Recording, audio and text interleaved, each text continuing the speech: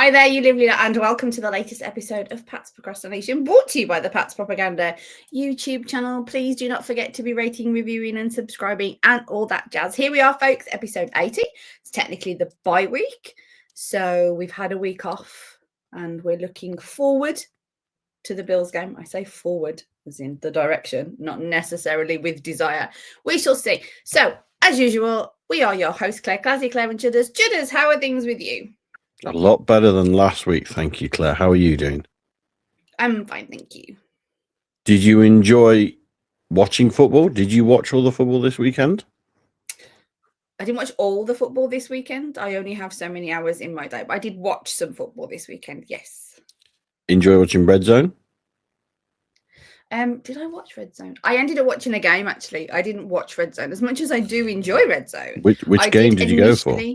I watched the snow game, the Bills-Bengals game, because it just looked... Scouting. I was watching it on Red... Yeah, well, to be fair, if I'm brutally honest, which I usually am, I was watching on Red Zone, and it obviously, each time it cut to the Bills-Bengals game with the snow, it looked like loads of fun, and then obviously it cut out to another game, and I was like, oh, I want to see what went on. So I don't know if the snow drew me towards it or not, just the funness of it, because it just looked good. Or yeah, there was also the thing of, obviously we play the Bills next, it's good to know how good they are. I didn't like that they won. Sorry, spoiler alert if anybody hasn't had a chance to catch it yet. So I don't know, did they win? Were they given the game, as some people like to say? So I don't know. It's the off season technically for us. We will talk about the Bills in a little bit anyway. So what do you want to touch upon? Or is that the game that did you watch that game? Is that what you wanted to talk about anyway? What main screen I had Red Zone. I then had 4 breakouts on the secondary screen. But I was following along with most things to see how they were going. It was yeah, I was hoping Bills were going to lose. Ultimately, it never really made much difference for this weekend, in that whether the Bills won or lost, if Pats win this weekend, hats and t-shirts all around. So hopefully, if you want to be an ultra positive person, and I know you're good at that, you could say that the Bills winning helped to keep the Patriots' focus, because they got to win this game. This is a championship game. Win this game. If the Bills had lost that, then there could have been a little bit of like, it doesn't matter too much if we win this game. No, I don't think the team are like that. Sorry to I agree, but there could be just that 1% that creeps into you that that's kind of what we'd be sat here next week. If we lost, we'd be disappointed with a loss. I'm not saying we wouldn't be, but we go, well, you know what? But we're still 2 up in the division. And we should do this. Just beat the Jets, Dolphins. It'll be all right. Don't worry. And whilst it'd be a disappointing loss, it wouldn't be as troublesome a loss as potentially it could be if we lose next week and we're 1 game behind having to play the Ravens. That's fair, but we're not the ones suiting up. So I think, personally, my opinion of the team right now is they don't look at it like that, even the 1%. But that's just my opinion. Fair enough. Any other games that took your eye at the weekend? No, that's the one. I ended up watching the whole game and not paying attention to any of the game. I was focused on that game, which is unusual for me if it's not a Patriots game. I usually, as you alluded to, I usually like to watch Red Zone and see what's going on. But I think I just got caught up in the snow game and I was just watching it. So I'm afraid I haven't really touched upon much of the rest of the NFL this weekend. Apologies, folks, but I'm sure Chudders will fill you all in on everything that's necessary. I'm sure that the listeners, viewers have their eyes on these things anyway. Probably the biggest news and the immediate challenges to the Patriots, or maybe they've already fallen off enough, was the Colts losing again, and now Daniel Jones is out for the rest of the season. I even saw... Oh, yeah, go on. Yes. Break the news. I know what you're going to say, yeah. But yeah, Big Sexy Phil might be back in the league. Philip Rivers is trying out for the Colts, and I didn't realize he was your Big Sexy. Interesting. Oh, no, not in that respect, just as in a term type thing. No, I don't actually literally find the gentleman sexy. I'm sure he's handsome enough. It's not really my thing, but it's just comical thing to say because the guy's got 25 children or something. So no, it's just it's not a literal, just because I am female, it isn't a literal thing. It's just yeah. Because if I was a guy and I said big sexy Phil, you wouldn't necessarily say the same thing. So you may not. Anyway, before we hit a grey area, no, I don't mean it from a literal perspective of people don't need to be sending me pictures of Philip Rivers. He isn't really my jam. It's just a thing to say because it's funny. It's like Rex Burkhead. You call Rex Burkhead sexy Rexy because he played sexy football, but it's not necessarily a literal term. So can we just stick to it in a football perspective? It's like when I watch tight ends and I watch for their lower half to see how thick their legs are in their lower half. It's so that it's nothing sexual whatsoever. It's their blocking ability that is important and sexy on the field. So there you go. So just to clarify, you don't want people to send you pictures of tight ends' lower halves? No, not that either. Because it's just a scouting perspective. Can we not send? Just don't send me anything. Let's just leave it completely alone. Just pretend I don't exist. I'm just insignificant. The obviously other interesting news, I guess, is Ravens lost again. Yes. So Steelers are now back leading the AFC North. Chiefs losing again means that they are another wrong hole closer to not making the postseason for the first time. Is that dynasty dead, etc., etc.? I think that's in the shorter term. This isn't a dynasty. Sorry, apologies. It's fine. You crack on. I think it's good that no matter how they got to the postseason, and they still might, if they get there, they're going to be a favorite team. Even they're not playing well, even they don't look the same, even though they got problems. If they're in the playoffs, they're going to be tough to beat. Go for it. I have a stat. It has been 10 years. If they don't make the playoffs, it has been 10 years since the playoffs have existed without either Patrick Mahomes or one Thomas Brady. I think I read. Was it 15 years? Was it 2010 or 10 years? Damn it. It's too early in the morning for me to be giving out stats. It's probably 15 years since both, when Brady was out injured, technically, even though the Pats didn't. I did know this information. It unfortunately has left my brain. Apologies, folks. Anyway, we'll talk about Patriots football. We'll move it along. Technically. But I mean, it's the pretty phenomenal, as much as whatever you want to say about Mahomes.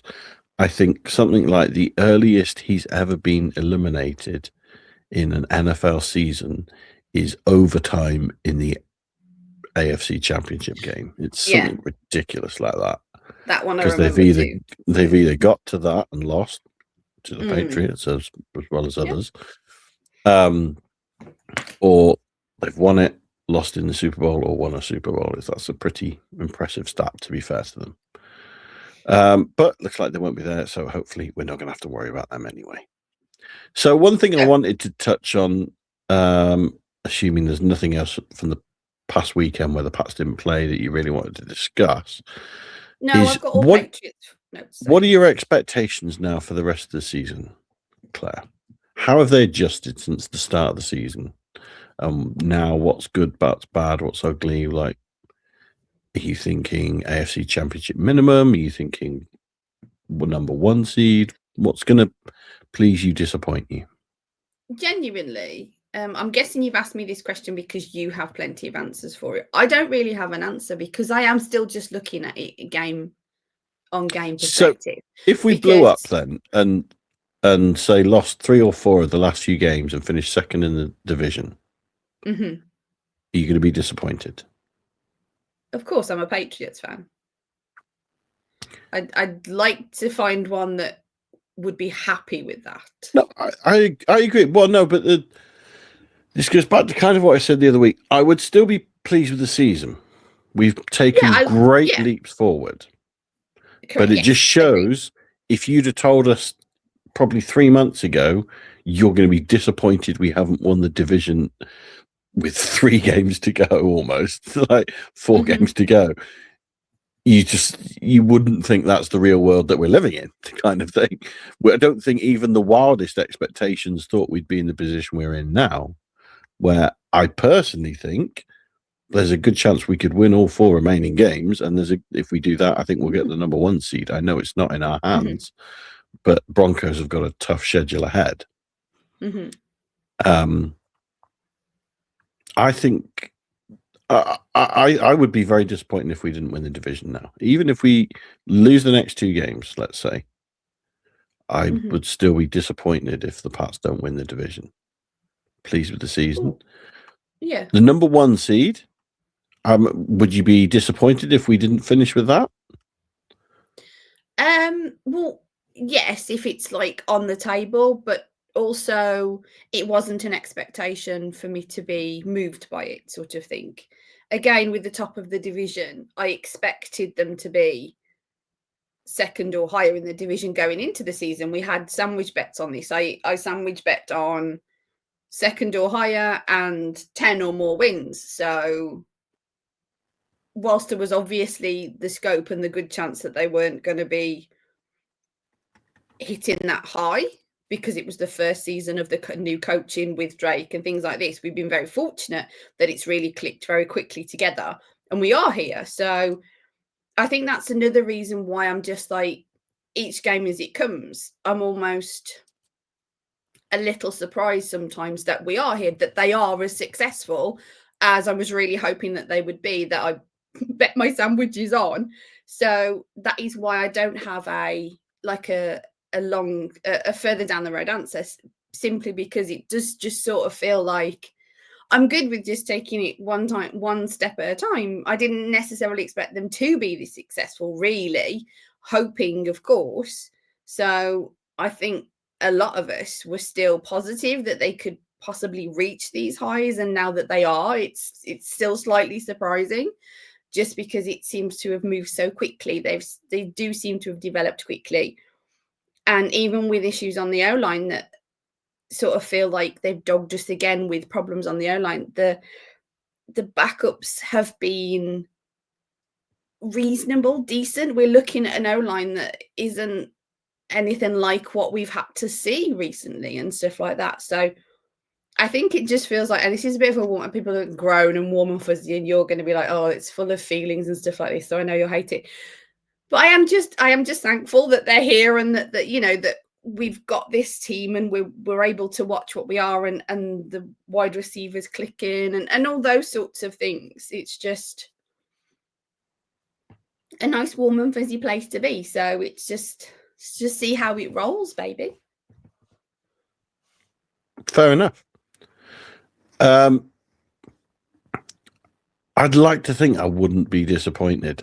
I suppose if we won our 4 games, and the Broncos won their 4 games, and it's completely out of our hands, then you can't be disappointed with that.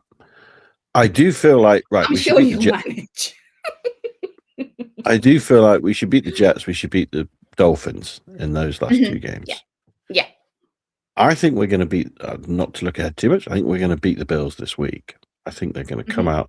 They're going to treat this, as Vrabel's been saying in the interviews this week, this is a championship game.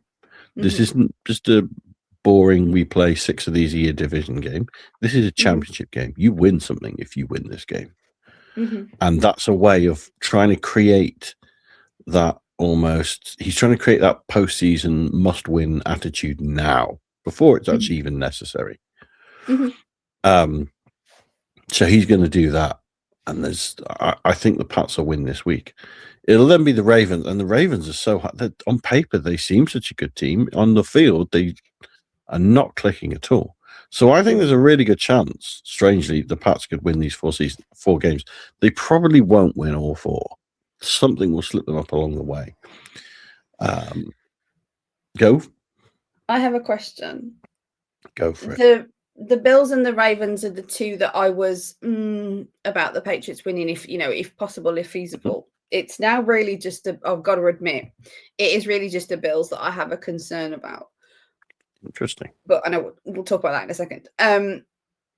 Out of these last 4 games, if you had to pick one loss, would you be happier with losing against the Bills because they're probably the best team out of the remaining 4, or say the last game against Miami, just because it's like the last game? So if they win the next 3, that could be, in theory, a throwaway game because they've won the division and Yeah.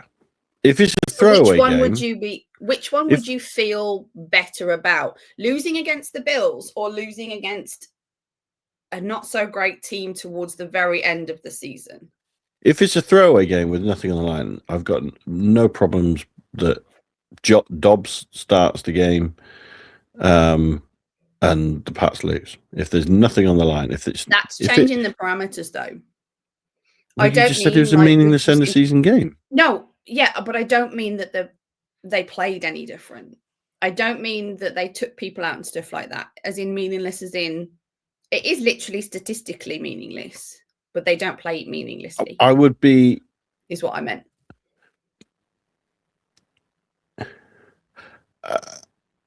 Okay, I think that it would be almost disappointing, though, to have a meaningless game and put your entire starters out there with a risk of injury.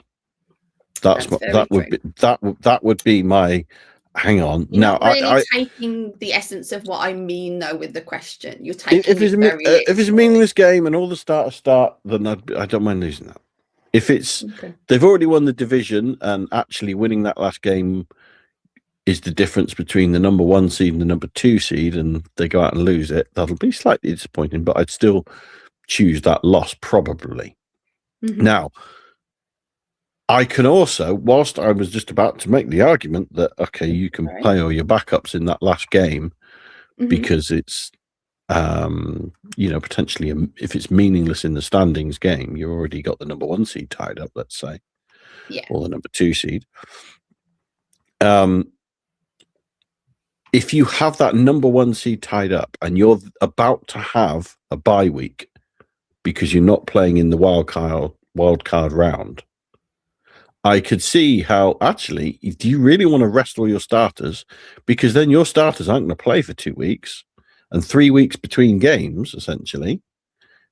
Do you really want that much of a rustiness, if you like? Don't know how true that is. But, do you really want that rustiness? Or you say to them in the last game of the season, right, go out there, go on, not blow the doors off, whoever you're playing, or at least for a half. But no, you want to meet the big teams. I'd rather go into the postseason knowing, right, we've just beat the Bills and the Ravens, and then we tripped up against the Dolphins or whatever, but we know there's an asterisk by that because we've already done the meat of our work this year. Would that be the same for you? I'm not sure, actually. Because I like beating the Dolphins, to be honest. The Dolphins and the Bills. So you're not too worried about losing the Ravens. Is that where you're at? No, I want to beat the Ravens as well. I just want to win all 4 games. That's that simple. I'm just quite passionate about how much I dislike the rest of the division. It's sort of like rivalry type thing for me, anyway. Fair enough. So I think I could deal with the loss against the Jets probably the most, but they are the worst team, so that would also hit harder. So it could affect their draft stock, though. See it that way. Oh God, not that again. Oh jeez. I'm not talking draft stock. No, the D word isn't allowed now until after the season. So quickly, before we sort of move it along and change the subject, I just want to mention that there's been some signings and releasings, or there's been one. Patriots released practice squad guard Bill Murray and signed Mekhi Butler, which is significant because he has spent plenty of time with the Patriots. He was off season and they picked him up and he was on the practice squad and such and such. I didn't write all the details down. Apologies, folks. So, yeah, but practice squad thing. So might mean something, might mean nothing. At Monday's practice, we did see, well, they did see, I wasn't there, Tonga, Wilson and Schooler, although Tonga was on the sideline, and they are managing Landry and Spillane. So there is plenty of defense that's still sort of mildly concerning, especially going into the Bills game. But be interesting to see if Wilson is actually back. And I wonder if they put him in for part, just to being a rookie, injury, easy. I wonder if they will ease him back in, but interesting. It'd be great to have Schooler back, I must admit, as well. Tonga and Schooler, definitely. And hopefully the Landry and the Spillane thing is just veteran management. Fingers crossed, anyway. And there was no running back Jennings either on Monday. But obviously, as we record this, like, super ridiculously early on Tuesday, so it might actually still be Monday, maybe, perhaps. Obviously, there's going to be updates after we release this, so keep your eye on the socials as always. So do you want to talk Bills game, even though I know we've touched upon them? The last thing I wanted to say on looking at the end of the season, if you like, is 4 games left. How many of those do you think the Pats are going to win? Do you think they'll win 4? 4. Do you think they'll win 3? You think they'll win 4? Excellent. 4. So, because I've brought it up, the remaining Broncos schedule, so you're obviously competing for that number 1 position. They are home against the Packers. They are home against the Jags. Away against the Chiefs and home against the Chargers. So they've got certainly 3 playoff teams there that they're going to play. I would like probably Jags, Packers, and Chargers. Packers and Chargers definitely, I think, going to be in playoffs. Jags probably. Chiefs probably not, but it's the Chiefs who, if anything, are going to want to spoil against their division rivals. So how many of those 4 games do you think the Broncos will win? Do you see that as a Broncos tough... Unfiltered? No, but do you see that as a tough set of fixtures? You'd surely much rather have the Patriots set. I'd probably maybe a 2-2. Yeah, I guess that's fair. But that's a wild speculative guess. Fair. As I haven't been watching the Broncos this season really at all. I'll be honest with you. That's fair. I'm going on not very much information. I take it you have comments on this one? Well, it's more that I think it's a tough set of fixtures. I think the Broncos are not as good as their record suggests. Because whereas you'd say the Pats have really been beating up on teams, I think they've been good for all their wins really this season. Broncos have been a little bit more fortunate, a little less impressive.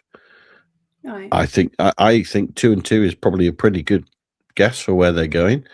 That puts the Pats in number 1 position. Who'd have thought that at the start of the season? I know. If it plays out the way that you and I have just discussed. Okay, so looking ahead, Bills. Obviously, you hate the Bills more than any other team. Yes. Yeah. I thought you was going to say more than anyone else. I was going to say, well, I don't know about anyone else. Probably I'm on that list somewhere. Yeah, go for it. Vrabel has got a winning record coming off a bye. Obviously not with the Patriots, with other teams. I read somewhere. I can't name my source. I apologize, folks, because I just remembered it this morning that I saw it somewhere this week. I'm pretty sure Vrabel has got a good winning record coming off a bye anyway. So that's very interesting. So, yeah, the Bills don't look as bad as I thought maybe they were, although not sure about that Bengals game. I think the snow really sort of blurs the lines of things and causes issues with different things. So, and also it was very unfortunate of poor Joe Burrow to hand them the game at the end, I believe. Sorry, spoiler alert, folks, if you haven't watched it, as I mentioned. But I think they're a little bit better than I would have given them credit for. But that's mostly because I'm filled with Bills hatred.